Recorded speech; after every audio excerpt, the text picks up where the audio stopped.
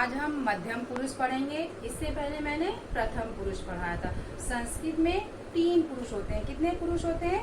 3, यानी पहला प्रथम, दूसरा मध्यम, तीसरा उत्तम पुरुष। तो ये कर्ताओं के अनुसार इनको डिवाइड किया गया है। तो देखिए किसको कहते हैं, पहले ये देखिए मध्यम पुरुष सुनने वाले व्यक्ति को कहा जाता है। जैसे कि इस वक्त मैं बोल रही हूँ, आप लोग सुन रहे हैं, तो आप लोग क्या हो गए? मध्यम पुरुष। अब मैं जो हूँ ये उत्तम पुरुष में आता है, ये मैं बाद में पढ़ाऊंगी। पहले आप मध्यम पुरुष के बारे में सुनिए। तो मध्यम पुरुष सुनने वाले व्यक्ति को कहा जाता है, यानी उसके साथ जो युष्म शब्द है, त्वम, युवाम, युवम। त्वम मीन्स होता है तुम, युवाम मीन्स तुम दोनों, और युवम मीन्स तुम सभी या तुम तीनों। तो ये वचन और लिंग के अनुसार चेंज हो जाते हैं। देखिए इन पदों का प्रयोग पुल्लिंग तथा स्त्रीलिंग दोनों में किया जाता है। हम इनका प्रयोग दोनों में करते हैं, लेकिन यहाँ पर मैंने वर्तमान काल की क्रियाओं के बारे में दिखाया है कि सबसे पहले हम प्रेजेंट टेंस पढ़ते हैं, वर्तमान काल पढ़ते हैं। तो देखिए क्रिया के लास्ट में बहुत इजी मेथड है ये। देखिए सी, था, ये हम प्रत्यय लगाते हैं, यानी ये प्रत्यय लगते हैं। क्रियाओं वर्तमान काल की जो क्रियाएं होती है उनमें सी, था प्रत्यय लगते हैं, यानी इनको हम लगाते हैं। कैसे? वचनों के अनुसार। तो संस्कृत में 3 वचन होते हैं। देखिए एक वचनम, द्विवचनम, बहुवचनम। तो देखिए एक वचन में मैंने क्या लिखा है, तो इसके साथ में क्या आएगा? एक वचन में तुम आएगा। तुम मीन्स तुम। अब मैंने यहाँ पे पठ क्रिया है और ये सी हमने जोड़ दिया है, यानी ये प्रत्यय लगा दिया। तो क्या हो गया? पठ सी। ये सी किसी भी धातु में हम लगा सकते हैं, यूज कर सकते हैं। जब भी आप लोगों को अगर ये प्रत्यय याद है तो आप किसी भी क्रिया में ऐड कर दीजिए, यानी लास्ट में लगा दीजिए। आपकी क्रिया बिल्कुल सही होगी, बिल्कुल भी गलत नहीं होगा, और आपका जो अनुवाद है, ट्रांसलेशन जो है, वो बिल्कुल सही होगा। जैसे मैंने यहाँ पे लिखा तुम पढ़सी, यानी तुम पढ़ते हो। अब पढ़ने की जगह कोई भी क्रिया लगा लीजिए। मान लीजिए तुम लिखते हो, या तुम खाते हो, या तुम दौड़ते हो, या तुम खेलते हो। तो ये सारी क्रियाओं को हम जोड़ सकते हैं। कुछ एग्जाम्पल मैंने देखिए, मैं यहाँ पे आपको बताना चाहूंगी फिर से। जैसे यहाँ पे मैंने लिख रखा है तुम लिखसी, यानी तुम लिखते हो। लिखसी मीन्स लिखते हो। अब लिखसी की जगह हम मान लीजिए लिख देंगे तुम खेलते हो। तो खेलने की पहली बात तो हमें पता होना चाहिए खेलने की क्रिया क्या है, यानी धातु क्या है। तो क्रीड मीन्स होता है खेलना, क्रीडा, क्रीड। अब क्रीड में हमें क्या जोड़ देना है? ये सी जोड़ देना। तो यहाँ पे क्या हो जाएगा? क्रीड सी। ये आ गया हमारा एक वचन में, यानी तुम क्रीडसी, तुम खेलते हो। ये हमारा अनुवाद बिल्कुल सही बन गया, बिल्कुल भी इसमें कोई भी गलतियां, मिस्टेक नहीं है। तो संस्कृत का मतलब ही होता है शुद्ध बोलना, लिखना और पढ़ना। अब यहाँ पे आ गया द्विवचनम, यानी 2 चीजों के लिए संबोधन किया जाता है, तो द्विवचनम कहते हैं। अब द्विवचन में देखिए सबसे पहले क्या आएगा? तुम दोनों के लिए युवाम,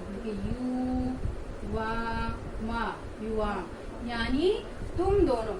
अब यहाँ पे मैंने क्रीड धातु लगाया था, यहाँ पे हम कोई और भी यूज कर सकते हैं। जैसे तुम लिखते हो, या तुम नाचते हो, या तुम पढ़ते हो, या तुम खाते हो। खाद मीन्स होता है खाना। अगर तुम दोनों खाते हो, खाते की क्या हो जाएगा यहाँ पे? अब देखिए प्रत्यय के लास्ट में हम प्रत्यय में लगाएंगे, क्रिया के लास्ट में क्या लगाएंगे हम द्विवचन के लिए? था। देखिए यहाँ पे था लिखा हुआ है। तो यहाँ पे मान लो कि तुम दोनों खाते हो, तो खाद मीन्स होता है खाना। पहले तो हमने एक क्रिया लिखी, देखिए खाद मीन्स खाना। अब इसमें हमें क्या जोड़ देना है? था, यानी ये द्विवचन है। द्विवचन की क्रियाओं के लास्ट में हम था, अहा, यानी खाद था, युवाम खाद था, यानी तुम दोनों खाते हो। अब बहुवचन में क्या आ जाएगा? युवम। इसके लिए आएगा तुम सभी या तुम तीनों के लिए। देखिए युवम। तो यहाँ पे मान लीजिए तुम सभी खेलते हो या तुम सभी पढ़ते हो। तो पढ़ने में क्या आ जाएगा? युवम पठत। देखिए मैंने यहाँ पे एग्जाम्पल दे रखा ऊपर, युवम पठत। और मान लीजिए कोई और भी क्रिया हम लिख सकते हैं कि तुम नाचते हो या तुम दौड़ते हो। तो दौड़ने की संस्कृत क्या है? धाव। पहले हमने देखिए धाव लिखा कि हमें याद रहना चाहिए कि पढ़ने लिखने खाने पीने जो खास खास क्रियाएं वो हमें संस्कृत की सारी याद होनी चाहिए, क्योंकि स्टार्टिंग से हमें याद नहीं होगी तो हम कभी भी अनुवाद नहीं बना पाएंगे। तो देखिए हमने धाव लिखा, धाव मीन्स होता है दौड़ना। अब इसके लास्ट में हमें क्या जोड़ना है? था, यानी ये थ प्रत्यय लगा देना है। तो क्या हो गया? ये इसको ऐड करके क्या हो गया? धावत, धावत, यम धावत, यानी तुम तीनों या तुम सभी दौड़ते हो। धाव मीन्स दौड़ना, तो तुम सभी दौड़ते हो। ये हमारा कंप्लीट हो गया, यानी ये हमारा धातु रूप अनुवाद बिल्कुल सही है। ये जरा भी रॉन्ग नहीं है, कहीं भी इसमें मिस्टेक नहीं है। जब तक हमें सबसे पहले हमें वचन आना चाहिए, उसके बाद हमें क्रिया पता होनी चाहिए, फिर हमें कर्ता पता होना चाहिए। तो कर्ता क्रिया वचन सब कुछ हमें किसके अनुसार लगाना चाहिए? काल के अनुसार। अब हमने प्रेजेंट काल का पढ़ाया है, तो प्रेजेंट काल के अनुसार देखिए सारी यहाँ पे क्रियाएं भी हैं वही देखिए, और आपके कर्ता भी वही हैं। बस क्रियाएं कब चेंज होती हैं? जब मान लीजिए कोई सो रहा है, कोई खा रहा है, कोई पढ़ रहा है, कोई लिख रहा है या कोई गाना गा रहा है, तो वो क्रियाएं चेंज हो जाती हैं, लेकिन कर्ता वही रहेंगे। कर्ता मान लीजिए तुम, तो तुम का तुम ही होगा, या तुम दोनों का तुम दोनों होगा, युवम का तुम सभी, तो तुम सभी होगा। लेकिन हमारी क्रियाएं चेंज कब हो जाती हैं? जब हम अलग अलग काम करते हैं, अलग अलग वर्क करते हैं। तो पढ़ना लिखना खाना पीना सोना, ये सभी हमारी क्या चीजें होती हैं? क्रियाएं। अब मान लीजिए यहाँ पे मैंने देखिए ब्लैक बोर्ड में पहले से लिखा है समझाने के लिए। यहाँ पे दूसरी लाइन में देखिए लिखा है मैंने, तुम सुका असी। तुम मीन्स तुम, सुका मीन्स तोता, असी माने हो, तुम तोता हो। फिर उसके नीचे वाली लाइन में क्या लिखा है? तुम हरिता असी, तुम हरे हो, यानी वो तोता मेरी बातें सुन रहा है। तो वो सुनने वाला क्या हो गया? मध्यम पुरुष। तो हमें पहले पता होना चाहिए कि मध्यम पुरुष क्या है। तो सभी को सबसे पहले डेफिनेशन आनी चाहिए कि मध्यम पुरुष क्या है। अक्सर क्वेश्चन करते हैं बच्चे मुझसे कि मैम पुरुष क्या होता है? यानी पुरुष कर्ता के अनुसार संस्कृत में 3 भागों में डिवाइड कर दिया गया है, प्रथम पुरुष, मध्यम पुरुष और उत्तम पुरुष। तो प्रथम पुरुष मैंने पहले पढ़ा दिया, ये मध्यम पुरुष मैं अब समझा रही हूँ आपको। तो देखिए द्विवचन में देखिए क्या मैंने यहाँ पे लिखा है, यानी 2 चीजों के लिए या 2 वस्तुओं के लिए या 2 लोगों के लिए। तो द्विवचनम युवाम, युवाम मीन्स तुम दोनों। अब मैंने यहाँ पे पठ था, यानी पठ में हमने देखिए यहाँ पर प्रत्यय है लास्ट में जोड़ दिया। ये प्रत्यय हम किसी भी क्रिया के लास्ट में जोड़ देने से था द्विवचन में आ जाता। जैसे हमने यहाँ पे पढ़ था, यानी तुम दोनों पढ़ते हो। अब इसकी जगह मान लीजिए अभी मैंने यहाँ पे नीचे लिखा है कि खादता, तो क्या हो गया? तुम दोनों खाते हो। अगर खेलना होता तो क्रीडता हो जाता, यानी तुम दोनों खेलते हो। अब बहुवचन देखिए, युयम, युवम मीन्स तुम सभी या तुम तीनों, पठत मीन्स पढ़ते हो, तो तुम तीनों या तुम सभी क्या करते हो? पढ़ते हो।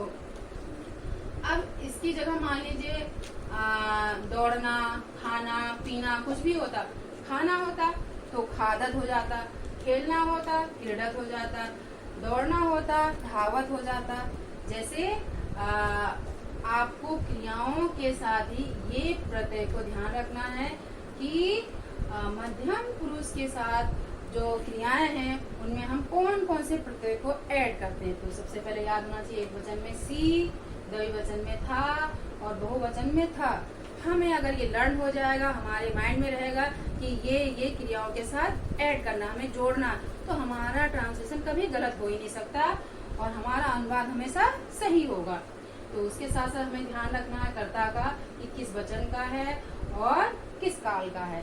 तो ये वर्तमान काल के सारे हैं। देखिए यहाँ पे मैंने अभी बताया था, ये तोते के लिए कहा गया तुम सुकासी, यानी तुम तोता हो। फिर दूसरी लाइन में लिखा है तुम हरितासी, तुम हरे हो, वो सुन रहा हमारी बात है। अब द्विवचन के लिए यहाँ पे मैंने लिखा युवाम खगो स्था, खगो मीन्स होता है पक्षी, ओ लग गया यहाँ पे देखिए, तुम दोनों पक्षी हो। फिर क्या दिया, युवाम पूजता आकाशे, कूजथा, देखिए क्रिया में क्या आ गया, कूदते हो, तो कूकना, कूजथा, कूज में हमने देखिए था प्रत्यय लगा दिया, कूज था, आकाशे यानी आसमान में, तुम दोनों आसमान में कूदते हो। अब देखिए युवम, तुम तीनों, बने वसत, वस मीन्स होता है रहना, तो था लगा दिया वस में, तो क्या हो गया वसत, तुम तीनों वन में यानी जंगल में रहते हो। इसी तरह हमारी बहुत सारी क्रियाएं हैं। मान लीजिए आप कि तुम पढ़ते हो या तुम लिखते हो या दौड़ते हो या सोते हो, सोना भी एक क्रिया, सो रहा है इंसान वो भी क्रिया ही कर रहा, सो रहा। मान लीजिए तुम खाना खा रहे हो तो भी क्रिया खाना खाना, और मान लीजिए दौड़ना ये भी क्रिया है, सुनना वो भी क्रिया है, ठीक है। तो मान लीजिए कि लिखा है कि माता खाना पका रही है, अब हमें पकाने की संस्कृत पता होनी चाहिए तभी हम बता सकते हैं।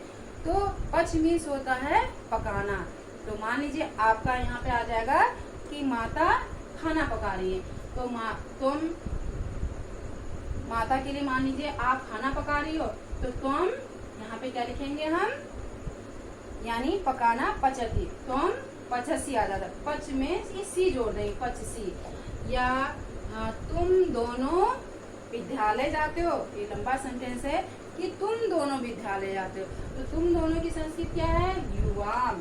आप हो गया सीधा सीधा तुम दोनों, यानी आप विद्यालय जाते हो, विद्यालय का विद्यालय जाते हो, तो गच्छ मीन्स होता है जाना, तो यहाँ पे गच्छ के लास्ट में हम क्या जोड़ देंगे, ये था प्रत्यय, तो गच्छता यानी गच्छ था, तुम युवाम विद्यालय गच्छता, यानी तुम दोनों विद्यालय जाते हो। और ये भी हो सकता तुम दोनों विद्यालय में पढ़ते हो, अब तुम दोनों विद्यालय में पढ़ते हो, तो सीधा सीधा है तुम दोनों, तो युवाम विद्यालय पढ़ने की क्या है पठ, तो यहाँ पे क्या आ जाएगा पठ था, तो हम पठथा, या विद्यालय में पढ़ते तो हम विद्यालयम पठथा, ये हो जाएगा। युयम धावत, तुम सभी दौड़ते हो। अब यहाँ पे दौड़ने की जगह मान लीजिए यहाँ पे नृत्य करना है, नृत्य मीन्स नाचना, तुम तीनों नाचते हो, तो क्या हो जाएगा, युवम नृत्य मीन्स नाचना, तो नृत्य था, नृत्य में था जोड़ देंगे, नृत्य, युवम नृत्य। ऐसी बहुत सारी हैं, मान लीजिए पक्षी है तो आसमान में उड़ता है, तो उसको हम उत्पत्ति बोलते हैं, उत्पत्ति यानी उत्पत्ति मीन्स उड़ना, पक्षी आसमान में उड़ रहे हैं, या वह पक्षी आसमान में उड़ रहे हैं, तुम दोनों पक्षी आसमान में उड़े, या तुम सभी पक्षी आसमान में, या तुम आसमान में उड़ रहे हो, तो तुम आसमान में, स्वयं आकाशे उत्पत्ति आ जाएगा, ठीक है। तो इस तरह से ये मध्यम पुरुष जो है मेन हमें ये बताना है इसमें कि किसको कहा जाता है और कौन कौन से युष्मक वाले शब्द हैं। तो सुनने वाले व्यक्ति को मध्यम पुरुष कहा जाता है, और इनके साथ कर्ता के रूप में त्वम, युवाम और युवम का प्रयोग करते हैं। उसके साथ लास्ट में देखिए सी, था, ये जो प्रत्यय है हम क्रियाओं में ऐड कर देते हैं। इस तरह हमारे मध्यम पुरुष का चैप्टर कंप्लीट हुआ।